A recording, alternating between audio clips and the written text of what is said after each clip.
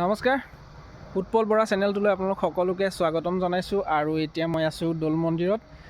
দৌল মন্দিৰত উৰুকা নিশা ভকতসকলে কেনেদৰে নাম কীৰ্তন কৰে আপোনালোকক মই এটা সৰু ভিডিঅ' দেখুৱাই আছোঁ, আৰু ভিডিঅ'টো শেষলৈকে চাই থাকিব।